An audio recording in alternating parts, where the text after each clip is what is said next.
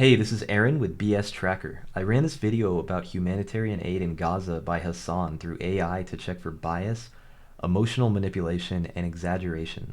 Take everything here with a grain of salt. My goal is not to tell you what to think, but to help you see what's going on beneath the surface. Remember, bias doesn't always mean something is false, it just affects how the message is framed. Please like and subscribe if you want to see more of this content. That being said, I'm going to start by going over what this video is actually about. This is covering US-backed Gaza aid distribution plan, which involves delivering humanitarian aid, primarily food, to Palestinians in Gaza through a controlled system managed in part by the Gaza Humanitarian Foundation. The GHF is a non-governmental organization reportedly supported by both the US and Israeli governments. Key features of the plan: aid is delivered to secure distribution centers where recipients are expected to queue and receive supplies in an orderly manner. Biometric verification and identification protocols are used to manage access and distribution. Security personnel, including private contractors and possible military affiliates, are present to maintain order. The system was introduced amid ongoing conflict with the stated goal of ensuring aid reaches civilians rather than being diverted by militant groups such as Hamas. So looking at this from both perspectives, the critics' perspective is that the aid distribution was a militarized, dehumanizing spectacle designed more for PR than relief. Allegations are that civilians were subjected to biometric surveillance, forced to wait in fence zones, and in some cases fired upon by US mercenaries or Israeli forces. Comparisons: critics compared the aid zones to concentration camps, accusing Israel and the US of weaponizing food and committing war crimes. The UN stance: several UN agencies reportedly refused to participate, calling the project unethical. From the supporters' perspective, the claim is the plan was a necessary alternative after aid was allegedly being diverted by Hamas. The justification is that Israel and the US argue the system provides a secure, traceable method to ensure aid reaches civilians without empowering militants. For operational defense, the aid foundation involved insists it complies with neutral humanitarian principles and denies politicizing aid. Military justification: Israel cites security concerns and aid theft by hostile actors as reasons for the strict controls. Now that the baseline is out of the way, we can move on to the actual BS tracking of the video. I can go up here, and it looks like we start off with bias in framing, which got a score of 1 out of 10. Strong, emotionally loaded framing from the beginning, calling it a genocide and comparing it to the Holocaust. Frequent use of loaded metaphors, i.e. concentration camp, cattle, genocide theater, humiliation theater. Repeated analogies to fascism and Nazism to frame intent, not merely consequence.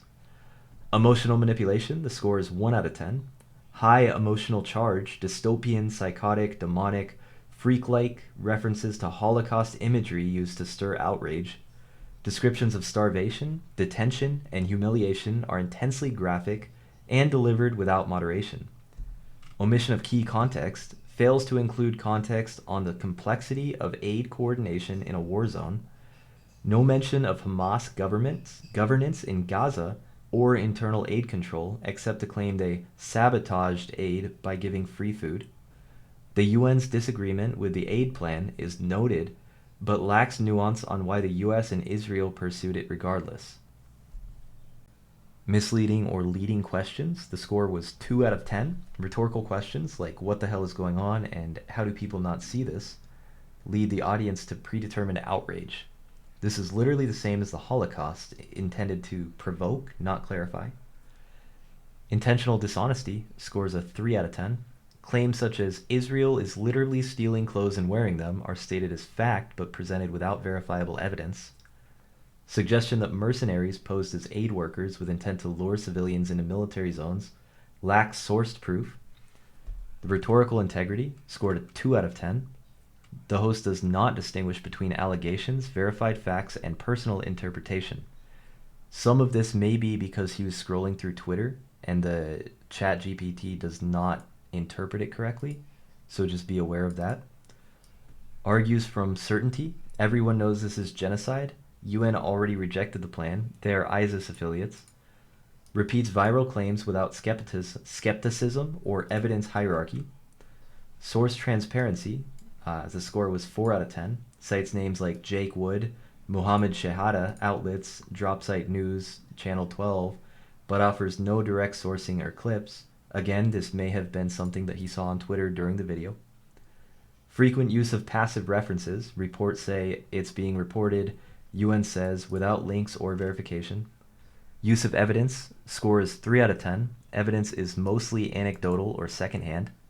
Relies on descriptions of visuals, images on the timeline, again, possibly Twitter images, and unverifiable social media claims.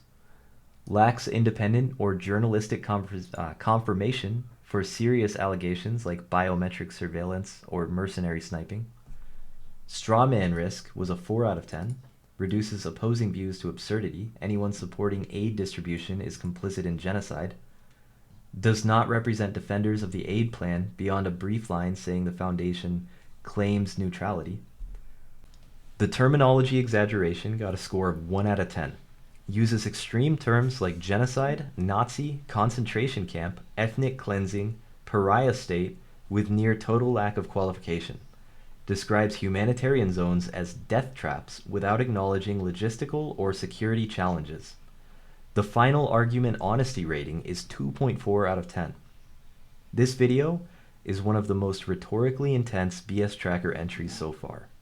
While it reflects genuine frustration and cites some news reports, it collapses under the weight of emotional manipulation, dehumanizing language, and refusal to engage with counter-narratives. If you have anything to add, please leave it in the comment section down below. I would love to hear from you. If you enjoyed this video or learned something from it, please like, subscribe, and I'll see you in the next one.